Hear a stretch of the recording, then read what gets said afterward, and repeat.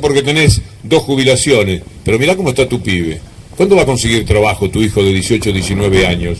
¿Cuándo va a conseguir trabajo de calidad, como dice este insolvente presidente que no para de hablar del trabajo de calidad, mientras cierran las pymes y se van perdiendo cientos de miles de puestos de trabajo?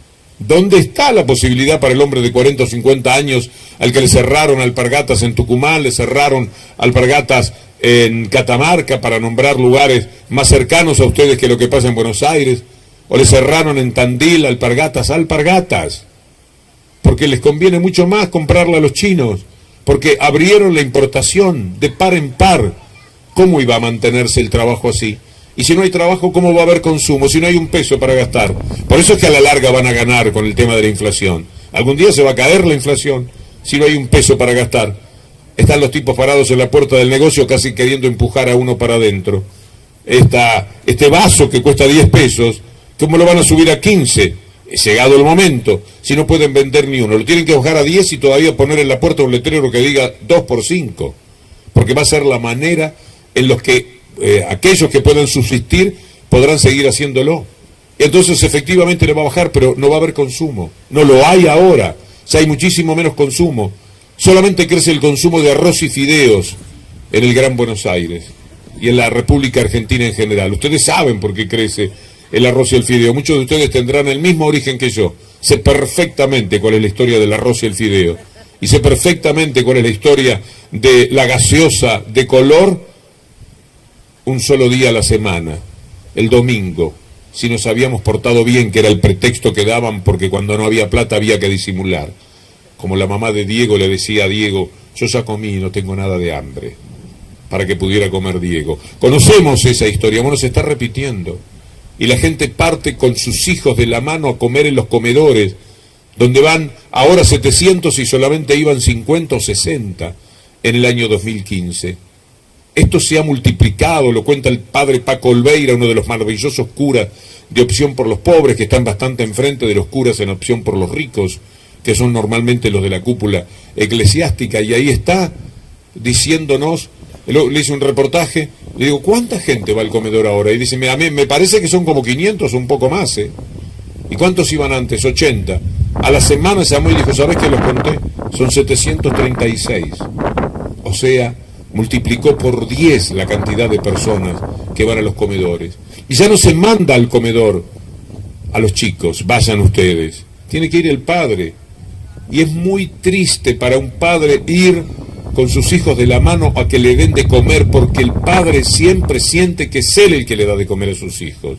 Y es él el que les compra la ropa y las zapatillas.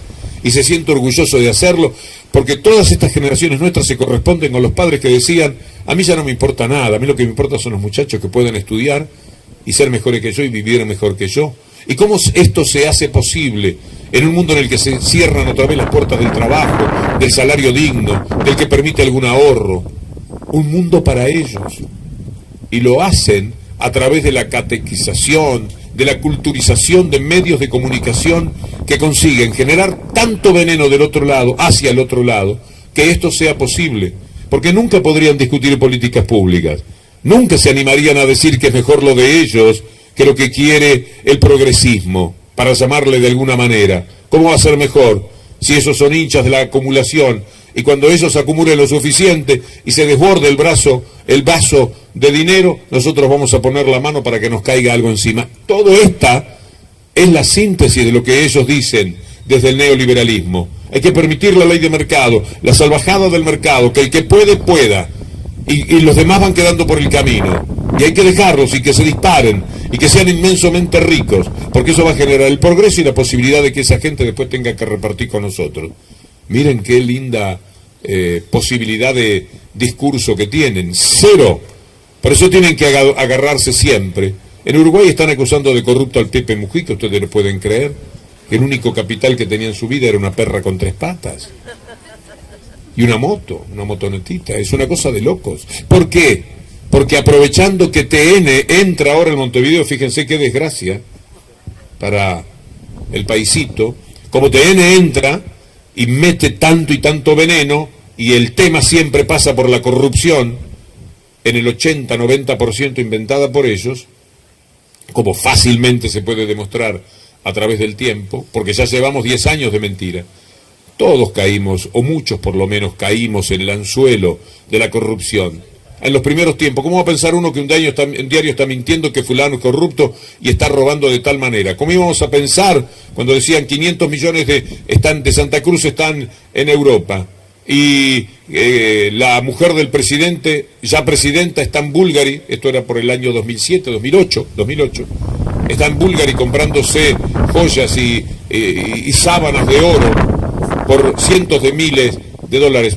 Todo lo que después se fue sabiendo que era mentira debió prepararnos de otra manera, para saber cómo juegan con el cuento de la corrupción, con la historia de la corrupción. Pero lo hacen, y lo hacen todos los días, y lo siguen haciendo. Han juzgado, sépanlo ustedes, de la peor manera, de la manera más fraudulenta que judicialmente se pueda hacer, a Amado Vudú. Porque era una cuestión que tenía que ver con posicionar la idea de corrupción en la gente. Y lo llevaron preso, prisionero político, no correspondía de ninguna manera que a un culpable fuese preso. Y lo hicieron y lo hacen posible porque necesitan a él y a toda la gente que pone presa para mostrar que ese es el resultado de una corrupción, que ellos se enarbolaron siempre para poder ocupar el lugar donde ahora están, que es el de los verdaderos ladrones, el de lo que se puede comprobar como ladrones. Los que se llevan 15.000 millones de dólares saquearon la única bóveda comprobadamente saqueada de la República Argentina, que es la bóveda del Banco Central. Esta es la bóveda que se robaron. 15.000 millones de dólares para sus amigotes les hizo ganar nada más este señor Caputo y Sturzenegger, y ahora ese cara de nada de Duhovne, enviado por Mañeto porque ya no tiene ningún tipo de pudor. El ministro de Economía lo pone Clarín, el presidente de la Corte Suprema de Justicia, un talibán del neoliberalismo, un empleado de cuanta corporación ha habido en la presidencia de la Corte Suprema de Justicia, para determinar que en todo litigio donde haya pueblo de un lado y corporaciones del otro, ganen las corporaciones. Y esto lo podrían hacer posible solamente accionando de esa manera, porque discurso contra discurso no tendrían forma. Entonces tienen que envenenar, y lo están consiguiendo, porque empecé por ahí, ahora en el Uruguay. Y no se sorprendan si el Frente Amplio pierde la próxima elección. El Uruguay está como nunca. Yo, que conozco bien mi origen, conozco el origen de los que se criaron conmigo en el barrio y en mi modesto pueblo, y sé perfectamente cómo están las cosas ahora, y lo sé por todos los familiares y amigos creíbles que tengo allí. No obstante lo cual, entre TN envenenándolos y los medios locales acompañando a TN, porque son medios también neoliberales, los más poderosos, pueden llegar a cambiar la mejor ecuación política que ha vivido el Uruguay en su historia, como también cambiaron lo que cambiaron la Argentina, y como también van a conseguir robarse nuevamente la renta de ellos. Cuando él habla de 1952, está hablando de un país que tenía una renta mitad y mitad, la mitad para la élite y la mitad para la clase trabajadora. Esto es comprobable, estos son tiempos en los que todos los datos se pueden buscar. 1930, el 70% de las riquezas del país para el 20% de los habitantes, para los ricos. El 30% de lo que generaba el país para el 70-75% de los pobres. ¿Cuándo cambió eso? 1945, no necesito decirles por qué. En 1952 la renta estaba dividida 48 y 48. 1955 la renta pasa otra vez paulatinamente a ser otra vez el 70 y el 30. Busquen los datos, porque esta es la manera de saber quiénes nos roban, cuánto nos roban, quiénes son los robados permanentemente. Las clases siempre más populares. 1970 se está llegando a otra vez 70 y 30. 1973 cambia de nuevo la matriz. El otro día yo pasaba un discurso de Perón que se golpeaba el pecho porque de nuevo estaban el 50 y el 50 la renta. Llega el golpe de Estado, hecho por motivos estrictamente económicos en un principio, una prueba de ensayo que se había hecho en 1973 en Chile, que se desarrolla en 1976 hasta el 83 aquí, y cuando terminan, otra vez la matriz, 70% para los más ricos, 30% para los más pobres.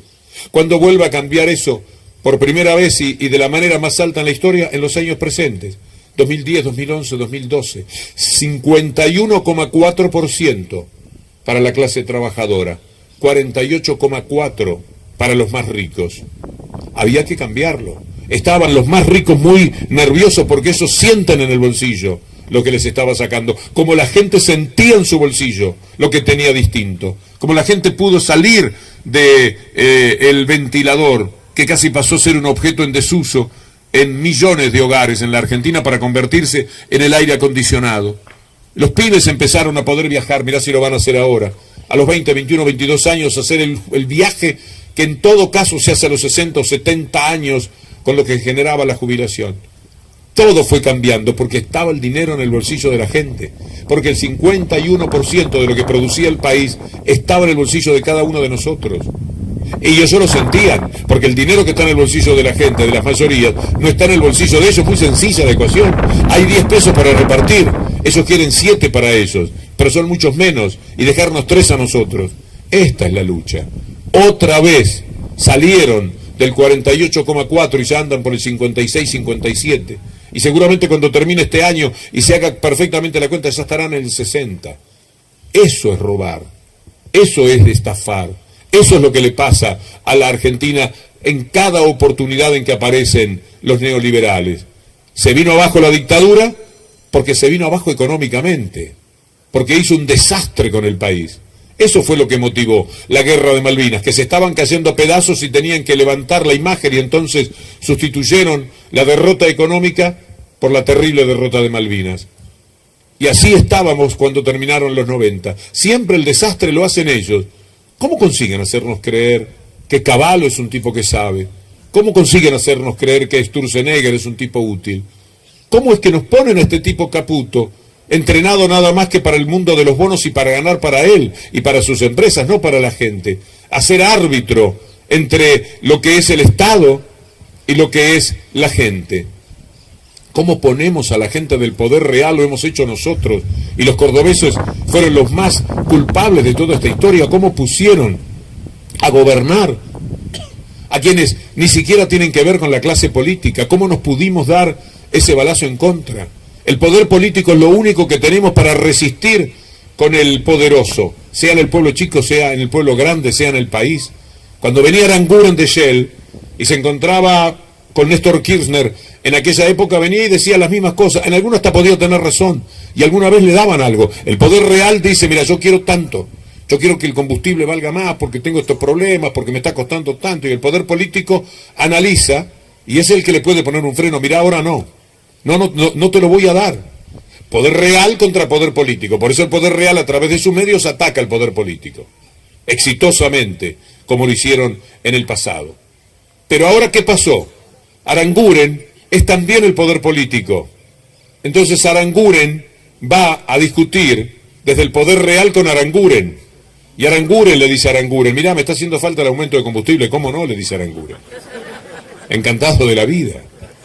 ¿Se dan cuenta que el poder real es el de los que todo lo pueden? Poder real mediático, poder real económico. Y nosotros de este lado, 70% de los cordobeses votando esta infamia. Estos tipos que no tienen ni inteligencia. Uno lo ve hablar a Macri y siente que algo se deteriora en uno mismo, porque no puede ser que ese sea el primer ciudadano, con todas las sandeces que es capaz de acumular. Uno lo ve a Duhovne y sabe que es un ministro que lo tenían echado, estaba en Olivos sentado en un rincón porque estaban llamando a otros que no quisieron agarrar, Melconiani, etcétera. Y ahora es un tipo que sale y nos explica a nosotros cómo es el asunto económico. Ustedes pueden creer en ese Iguacel. Busquen en internet. Iguacel es un puente más angosto por donde tenía que pasar el tren, más angosto que el tren. Es el del cuento de los 3 chanchitos en la mesa de la Legrand. Y ese tipo está manejando la energía en la Argentina. ¿Cómo lo hicieron? Y lo hicieron con nosotros, envenenándonos, corroyéndonos el alma, convirtiendo a la gente en un manojo de estupidez, porque de otra manera no se puede llevar a cabo. Bueno, ahí están ustedes, y los que podamos tener todavía una herramienta para ver si podemos cambiar un poco la ecuación.